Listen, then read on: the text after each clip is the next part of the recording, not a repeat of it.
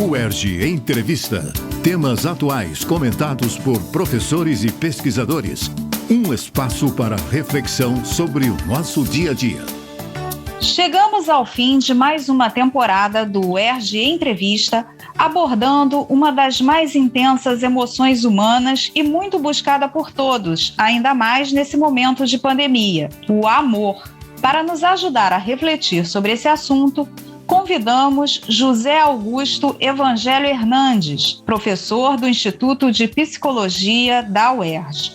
Graduado em Psicologia pela PUC do Rio Grande do Sul, professor Hernandes é mestre, doutor e pós-doutor em Psicologia do Desenvolvimento pela Universidade Federal do Rio Grande do Sul. Na UERJ, leciona na graduação em Psicologia e no programa de pós-graduação em Psicologia Social.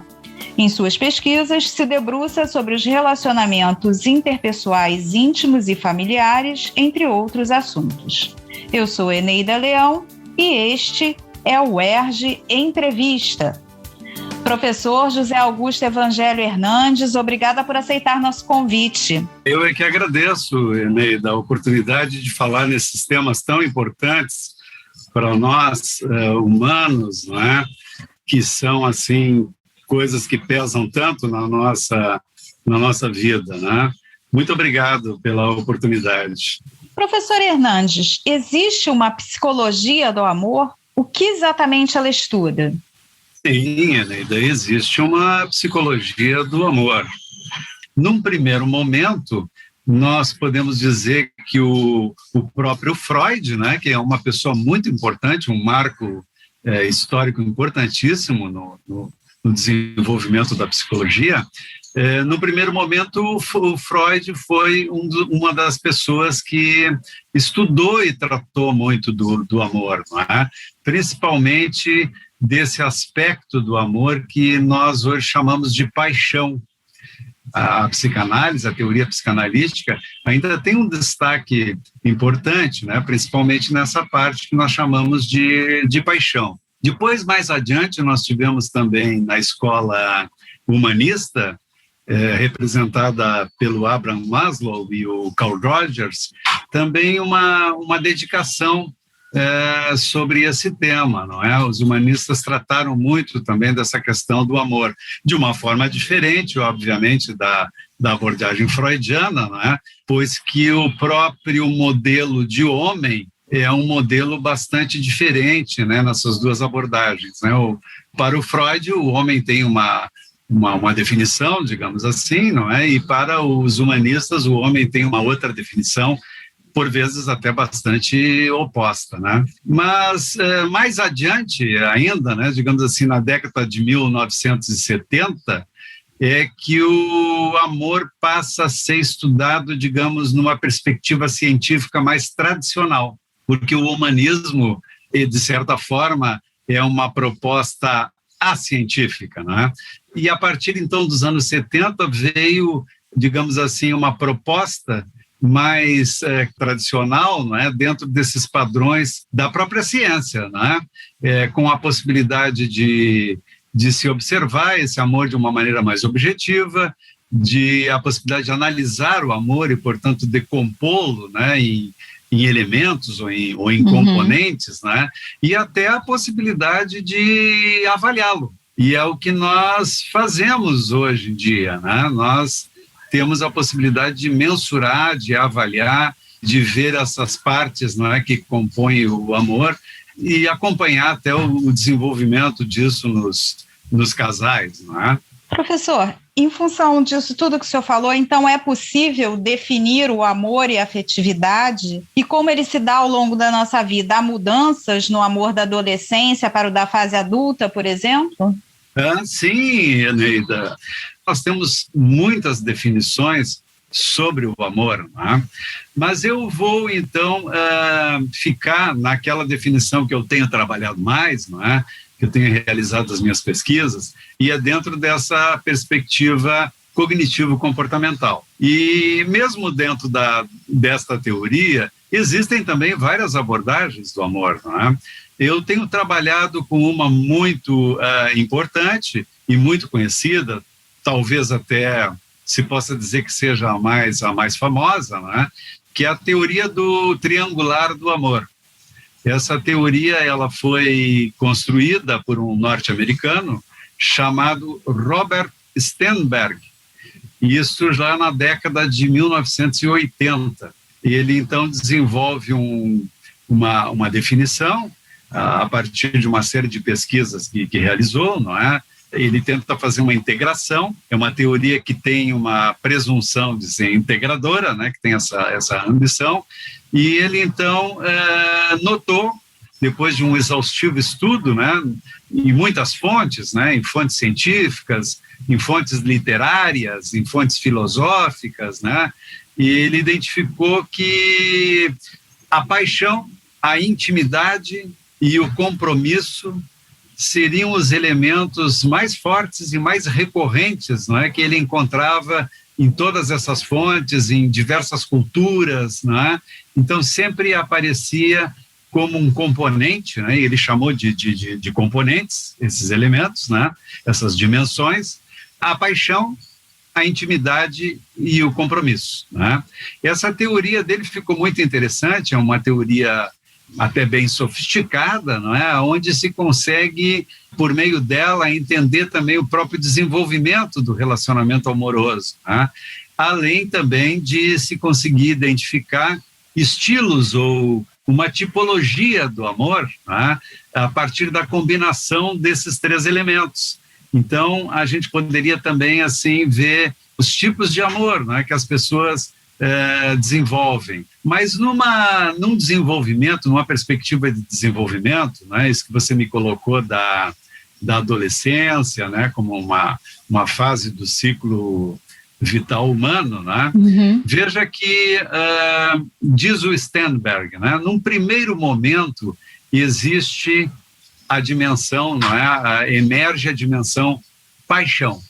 E essa paixão, ela também, não é, se divide em dois aspectos, né? Um aspecto erótico e um aspecto romântico, né? Então, veja que a primeira coisa que acontece é uma atratividade, né? Geralmente uma atratividade é mais comum, a atratividade física. Uhum. O Tinder está aí para mostrar isso, né? É pela foto.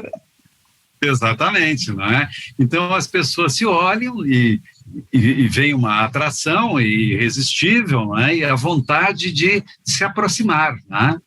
E ali está todo um desejo, já alguma questão também de ordem erótica, né? Uma atração física, uma atração que envolve a própria fisiologia do corpo. Bom, e aí as pessoas se aproximam, né? E a possibilidade é que comecem a conversar.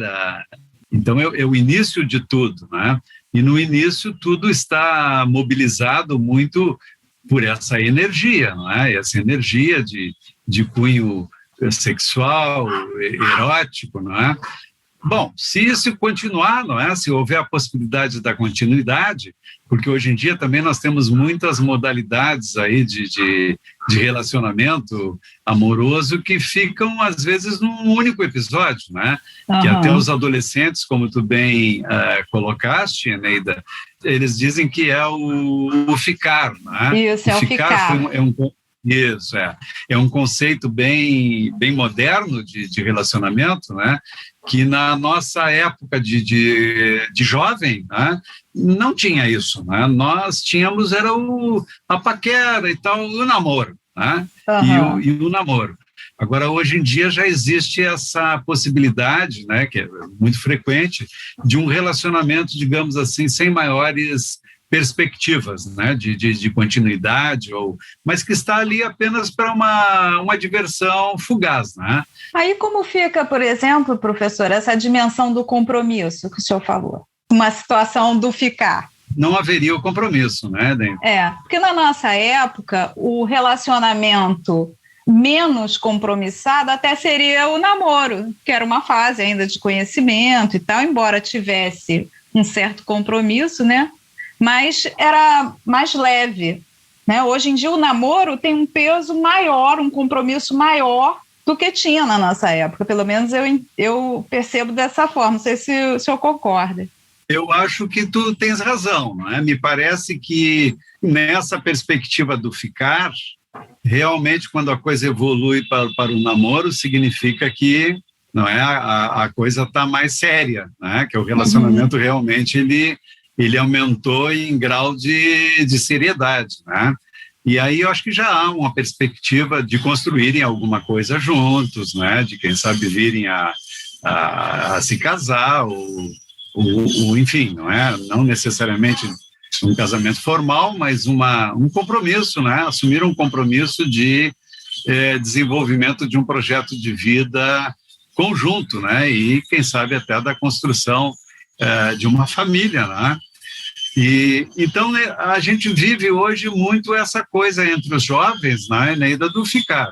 E é um ficar que realmente não tem essa perspectiva do namoro na maioria dos casos, né? É um encontro na balada, é uma noite que vai se aproveitar, vai se usufruir para diversão, né?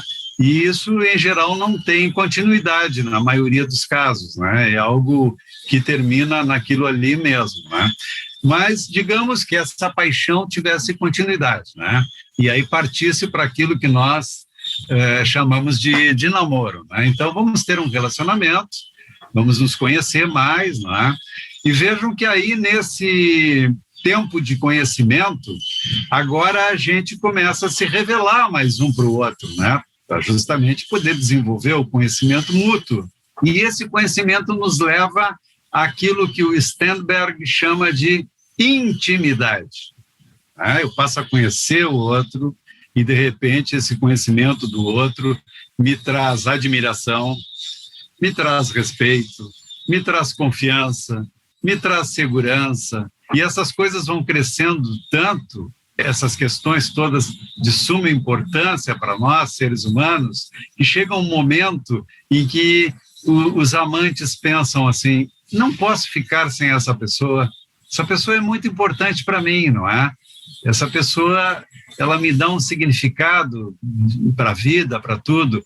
Então, aí é um momento em que, né, alguém diz para o outro, né, vamos ficar juntos, vamos nos casar, não é? E isso seria o terceiro e último componente do Sternberg, que seria assumir um compromisso, né? Então, eu estou assumindo um compromisso agora, e na nossa cultura é um compromisso de respeito e de fidelidade, né? Que nós vivemos numa sociedade monogâmica. E então aí vem esse último componente, né? Que seria o compromisso. Geralmente é quando a gente toma essa decisão, né? E uma coisa muito interessante, Eneida, que o Sternberg consegue também contemplar nesses componentes. Ele diz assim, o primeiro componente, a paixão, ele é relativo a uma dimensão motivacional nossa, né? Emocional, a paixão. Aí depois vem a intimidade, e a intimidade é de uma dimensão afetiva. E depois vem o compromisso, que é de uma dimensão cognitiva, racional, né? É quando se toma uma decisão, se pesa uma série de coisas e diz, não, vou, não é? Bom, para quem faz isso realmente de forma, digamos assim, sensata e ponderada, não é? Que pensa bastante antes de assumir esse compromisso, né? Aliás, nós temos, aqui no Brasil, praticamente quem se encarrega de desenvolver esse serviço é a igreja, né? Esse serviço que eu me refiro, Eneida, é de trabalhar com os casais antes do casamento, né, sobre a reflexão sobre o casamento. A igreja faz isso, algumas igrejas fazem verdade, isso. Né? Fazem sim. Agora, a psicologia e o serviço social, algumas outras disciplinas assim, no exterior, por exemplo, nos Estados Unidos, em vários países da Europa, existe esse serviço, né, onde se trabalha essas questões relacionais, né, essa questão do amor, e do assumir esse compromisso num curso preparatório, digamos assim, né? Num treinamento para isso. Aqui no Brasil, infelizmente, isso ainda não é uma prática frequente, né? Vamos nos encontrar com um psicólogo para a gente trabalhar essas questões do nosso casamento, né? E refletir sobre isso e tomar uma decisão bem madura, bem ponderada, bem sensata e tal, né? Isso é raro aqui. Normalmente acontece quando o casamento está mal, né? Aí procuram uma terapia de casal, né? Para tentar consertar. Exatamente. Né? Professor, pegando esse gancho que o senhor está falando aí, dessa questão do compromisso, todo esse preparo também para a convivência, em relação à pandemia de Covid-19, ela nos impôs, por um lado, um isolamento forçado e muitas pessoas ficaram sozinhas dentro de casa.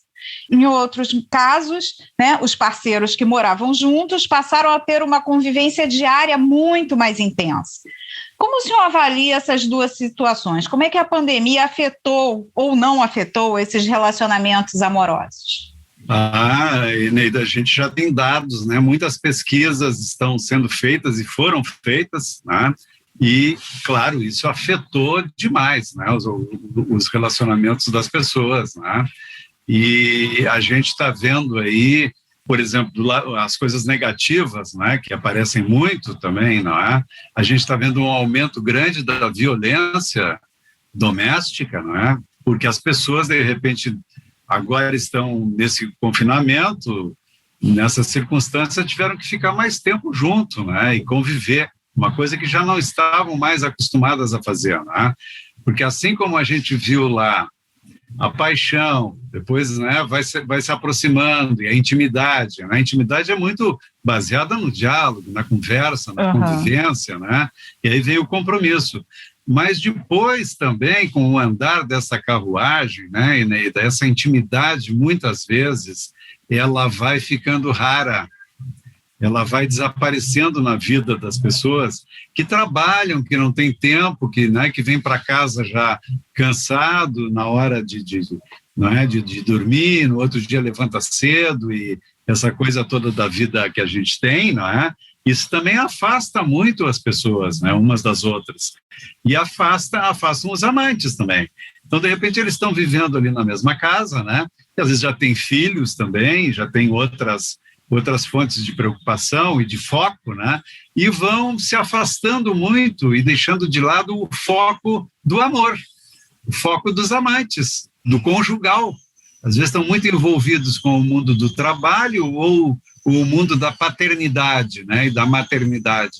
E aí, de repente, vem uma restrição dessas que os força a conviver e eles já não estão mais acostumados a conviver, eles já não se conhecem mais, às vezes, né? Já se afastaram muito, já não se revelam mais um para o outro, né? Agora, evidentemente que tem pessoas que conseguiram lidar com isso de uma outra forma, não é? E de repente isso foi uma benesse, assim, o fato de poder estar mais tempo com a minha esposa, de poder retomar aqueles momentos aprazíveis, de poder nos aproximar de novo e tal, não é? Quer dizer, tem essas diferenças individuais também. Evidentemente que a pandemia, ela causou coisas de toda ordem, né? Muitas coisas negativas, mas eu também vejo que muitos tiveram a possibilidade até de resgatar essa intimidade que de repente já estava assim perdida, esquecida, né, em função de uma vida cheia de compromissos no trabalho, de atribulações, que é a vida que a gente leva, não é? A gente sabe como a gente faz coisas, né, faz coisas até demais, não é? E às vezes vai deixando de lado essas coisas como o amor, não é?